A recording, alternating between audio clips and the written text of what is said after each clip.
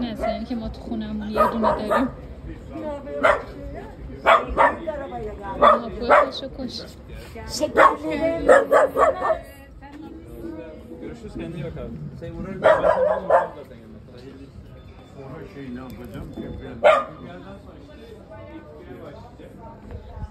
اینجا کافه و بالاشم هتله که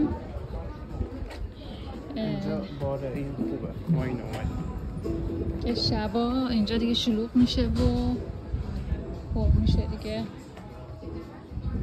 اینا هم که شیرینی های قشنگ